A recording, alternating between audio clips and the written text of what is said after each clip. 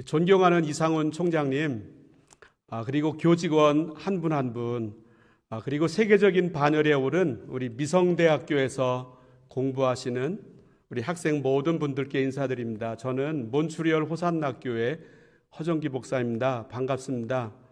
오늘 저는 사도행전 7장 22절부터 34절을 가지고 함께 말씀을 나누고자 합니다.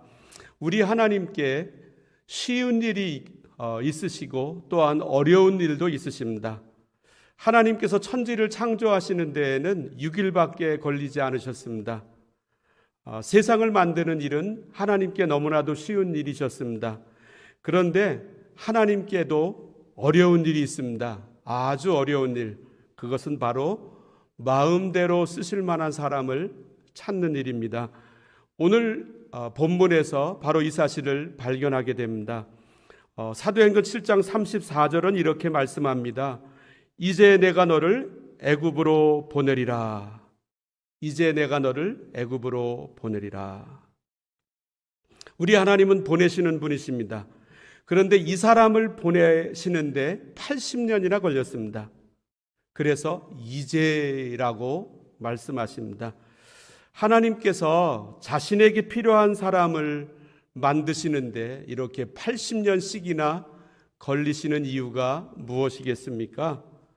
첫 번째로 우리를 황제급 전도자로 키우십니다. 오늘 본문 마지막 부분에서 이제 내가 너를 애굽으로 보내리라 라고 말씀하십니다. 그런데 이 애굽은 어디에 누구를 가리킵니까? 오늘 본문의 배경이 되는 구약의 말씀은 출애굽기 3장입니다. 출애굽기 3장 10절은 이렇게 말씀합니다. 이제 내가 너를 바로에게 보내어. 하나님은 모세를 바로에게 보낸다고 하십니다. 바로는 누구입니까? 애굽의 황제를 가리킵니다. 하나님은 모세를 당시 세계 최강국 애굽의 황제에게 보내십니다. 그런데 하나님은 모세에게만 그렇게 하고 끝나지 않으셨습니다. 바울에게도 이 목표를 주셨습니다. 저는 로마서를 읽는 가운데 오랫동안 풀리지 않는 질문이 있었습니다. 로마서 1장을 보면 이렇게 말씀합니다. 어떻게 하든지 이제 하나님의 뜻 안에서 너희에게로 나아갈 좋은 길 얻기를 구하노라. 내가 너희 보기를 간절히 원하는 것은 형제들아 내가 여러 번 너희에게 가고자 한 것을 너희가 모르기를 원하지 아니하노니 지금까지 길이 막혔도다. 헬라인이나 야만인이나 지혜 있는 자나 어리석은 자에게 다 내가 빚진 자라. 그러므로 나는 할 수 있는 대로 로마에 있는 너희에게도 복음 전하기를 원하노라. 한 번 말씀하신 것이 아니라 로마서 15장에서도 또 이렇게 말씀하십니다. 그러므로 내가 너희에게 가려 하던 것이 여러 번 막혔더니 또 여러 해 전부터 언제든지 서바나로 갈 때에 너희에게 가기를 바라고 있었으니. 자기 마음대로 개척 선교를 떠났던 바울이 왜 로마에는 가지 못했다는 말씀입니까? 이것이 저에게는 오랫동안 풀리지 않는 질문이었습니다. 그런데 사도행전에서 베스도 로마 총독이 바울을 신문할 때 그가 베스도 총독에게 던진 말에서 답을 찾았습니다. 베스도 총독이 이렇게 묻습니다. 네가 예루살렘에 올라가서 이 사건에 대하여 내 앞에서 신문을 받으려느냐? 그때 바울이 이렇게 대답합니다. 내가 가이사의 재판자리 앞에 섰으니 마땅히 거기서 신문을 받을 것이라. 내가 가이사께 상소하노라. 베스도가 결정합니다. 네가 가이사에게 상소하였으니 가이사에게 갈 것이라. 바울은 다른 곳처럼 단지 로마의 유대인 회당에서 그곳에 들어가 전도하는 일에 만족하지 않았습니다. 그는 세계의 수도로 가기 원했습니다. 거기에서 세계의 황제 가이사에게 복음 전하기 원했습니다. 신학학 교수님이신 김세훈 박사는 이런 제목의 책을 썼습니다. 가이사를 얻으라. 그의 주장은 세계적 영역에서 가이사급 지도자를 복음으로 설복해야 한다는 것입니다. 나라 전체를 이 위로부터 복음화하려는 바울의 그 기상을 우리 모두도 본받아야 한다는 것입니다. 이것은 아주 지난한 작업입니다. 그럼에도 불구하고 이 세상의 가이사급 지도자들을 예수님 앞으로 이끄는 일들에 우리는 도전해야 합니다. 어떻게 그것이 가능합니까? 두 번째로 황제급 학문이 황제급 전도자를 만듭니다.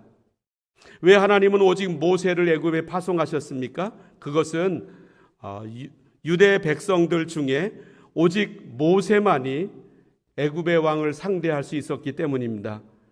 그는 다른 사람이 갖추지 못한 두 가지를 갖추고 있었습니다. 그 중에 한 가지를 오늘 본문 22절에서 보게 됩니다. 모세가 애굽 사람의 모든 지혜를 배워 그의 말과 하는 일들이 능하더라. 한국의 김상근 교수가 프란치스코 하비에르라고 하는 책을 썼습니다. 16세기 중반 이그나티우스 로욜라, 프란치스코 하비에르 등 7명의 파리 대학 졸업생들이 예수회를 세우게 되는 과정이 소개되어 있습니다. 이 예수회 설립의 목표는 바로 이 가이사를 복음으로 얻는 것이었습니다.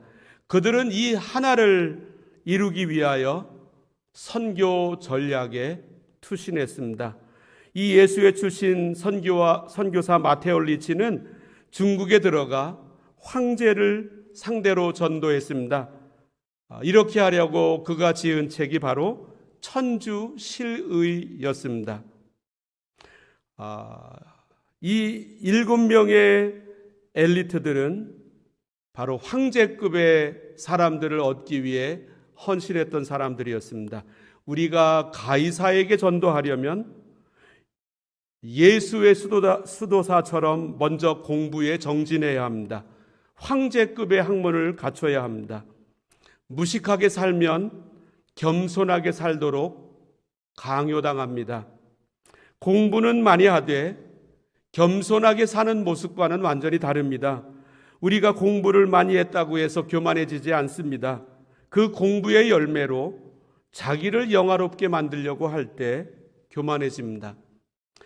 겸손은 자기가 많은 것을 갖추었을 때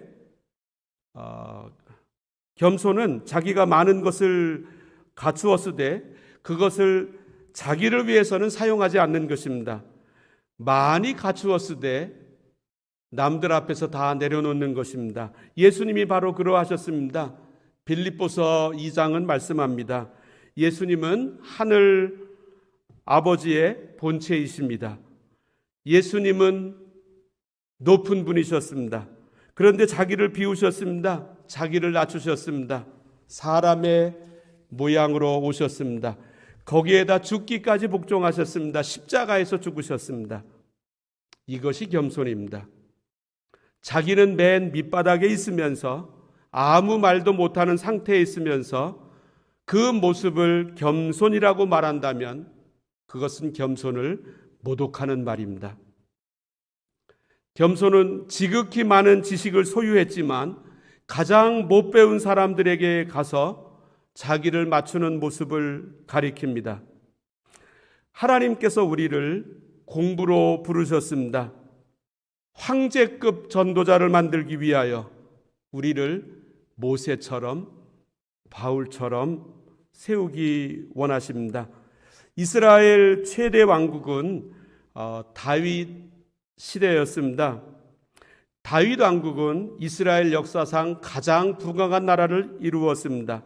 하나님께서 기름 부으신 다윗의 탁월함이 주 요인이었겠지만 주변에 아주 황제급의 사람들이 있었다고 역대상 12장은 이렇게 말씀합니다. 이사갈 자손 중에서 시세를 알고 이스라엘이 마땅히 행할 것을 아는 우두머리가 200명이니 그들은 그 모든 형제를 통솔하는 자이며, 여기에 시세라고 하는 말은 시대의 정신을 가리킵니다. 이 세상 학문을 꿰뚫은 모습을 가리킵니다. 이사갈 지파에는 세상을 아는 사람들이, 세상 정신을 섭렵한 사람들이, 그리고 어떻게 이 세상을 대해야 할지 아는 사람들이 200명이나 있었습니다. 그런데 여기에서 질문이 생깁니다. 모세가 애굽의 학술을 다 배웠습니다. 그의 말과 하는 일이 다 능했습니다. 그런데 하나님께서 그를 곧바로 애굽으로 보내셨다라고 하는 말씀이 없습니다. 왜 그렇습니까? 세상에서 황제급으로 탁월한 모세는 한쪽만 발달한 사람이었기 때문입니다. 그가 갖추어야 할 두 번째 요소가 있었습니다. 세 번째로, 영성에서 균형을 이룰 때 황제급 전도자가 됩니다. 모세는 애굽에서 학대받는 동족을 구하고 싶었습니다.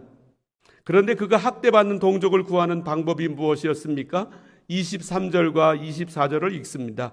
나이가 40이 되매 그 형제 이스라엘 자손을 돌볼 생각이 나더니 한 사람이 원통한 일 당함을 보고 보호하여 압제받는 자를 위하여 원수를 갚아 애굽 사람을 쳐 죽이니라. 모세가 이스라엘을 구하고자 시도한 방법은 애굽 사람을 쳐 죽이는 것이었습니다. 그는 애굽의 모든 지혜를 다 배워서 그의 하는 일과 말이 매우 능했습니다. 그랬지만 그가 학대받는 이스라엘을 애굽 사람들로부터 구하는 방법은 쳐 죽이는 것이었습니다. 또한 모세는 당시에 자기 인생의 방향을 주변 사람들의 말을 따라 결정했습니다. 그 다음 날이 되었습니다. 모세가 밖에 나가 보니 이번에는 이스라엘 사람들끼리 싸우고 있었습니다. 이 모세는 그 둘을 화해시키고 싶었습니다. 그러자 그 중에 한 명이 동물을 해치면서 모세를 향하여 이렇게 대했습니다. 모세를 밀어뜨려 이르되 누가 너를 관리와 재판장으로 우리 위에 세웠느냐? 네가 어제는 애굽 사람을 죽임과 같이 또 나를 죽이려느냐 하니, 이 말을 들은 모세는 어떻게 했습니까? 29절을 읽어보겠습니다. 모세가 이 말 때문에 도주하여, 모세는 사람의 말 때문에 도주했습니다. 사람이 모세의 약점을 드러내었습니다. 그러자 그 말 때문에 숨어버렸습니다. 딴 데로 갔습니다. 모세는 애굽의 공부를 섭렵했습니다. 그의 말과 하는 일이 매우 능했습니다. 그러나 그는 하나님과 전혀 상관없는 방법으로 살았습니다. 하나님은 이런 모세를 바로에게 보낼 수가 없으셨습니다. 하나님은 이런 모세가 다듬어지기까지 40년을 더 기다리셔야만 했습니다. 80살이 되었을 때 그의 모습은 어떠했습니까? 오늘 본문 31절을 봅니다. 모세가 그 광경을 보고 놀랍게 여겨 알아보려고 가까이 가니 주의 소리가 있어. 모세는 비로소 하나님의 음성을 듣기 시작했습니다. 하나님의 음성을 듣는 귀가 열렸습니다. 공부해야 합니다. 모세처럼. 그러나 그것만 가지고는 황제급 전도자가 될 수 없습니다. 하나님의 음성을 듣지 못하면 사람의 소리를 따라 움직이게 됩니다. 하나님의 음성을 들으면 사람들이 무엇라 하던 상관하지 않습니다. 오직 하나님의 음성만을 따라 움직입니다. 또 한 가지입니다. 33절입니다. 주께서 이르시되 네 발의 신을 벗으라. 네가 서 있는 곳은 거룩한 땅이니라. 네 발의 신을 벗으라. 이 말씀은 모세가 더 이상 자유인이 아니라고 하는 뜻입니다. 당시의 사회는 자유인과 종으로 나뉘어져 있었습니다. 이 둘을 구분하는 방법은 신발에 있었습니다. 자유인은 신발을 신고 다녔고 노예는, 종은 신을 착용하지 않았습니다. 그래서 신발을 가지고 있느냐 아닌가의 여부를 따라 그 사람이 자유인인가 종인가가 드러났습니다. 하나님께서는 왜 내 발의 신을 벗으라고 모세에게 주문하셨습니까? 지금까지 모세는 자기가 원하는 데를 마음대로 걸어다니며 살았습니다. 그 모습으로는 애굽의 학술에 통달했어도 하나님께서 전혀 쓰실 수가 없습니다. 나 스스로 내가 어디로 발걸음을 내어 디딜 것인가를 결정하는 사람은 아무리 공부를 많이 했어도 황제급 수준이라 할지라도 하나님과 전혀 상관없는 인생을 걸어가게 됩니다. 내가 어디로 가게 될 것인가를 하나님께서 결정하게 하실 때 황제급의 전도자로 쓰임받게 됩니다. 나의 소원을 내려놔야 합니다. 오직 하나님의 소원을 따라 움직여야 합니다. 보통 깊은 영성을 가리킬 때 신비 체험을 떠올립니다. 사도 바울은 셋째 하늘에 올라가는 체험을 했습니다. 아주 놀라운 경험입니다. 그러나 이런 체험보다 더 근본적인 요소가 있습니다. 그것은 내 발에서 신을 벗는 것입니다. 내 뜻대로 내가 움직이겠다는 생각을 완전히 내려놔야 합니다. 이제 나는 자유인이 아닙니다.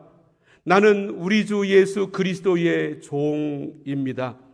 예수님께서 가라고 하시면 가고 서라고 하시면 서는 삶을 사는 것입니다. 40년 전에 바로는 모세를 죽이려고 찾았던 사람이었습니다. 하나님은 모세를 바로 그 바로에게로 보내겠다고 하십니다. 하나님은 때때로 나를 거북스러운 사람에게로 보내십니다. 신을 벗은 사람은 가능합니다. 그러나 신을 벗지 못한 사람은 갈 수가 없습니다. 사탄은 지성이 없는 영성을 비웃습니다. 동시에 영성이 없는 지성도 비웃습니다.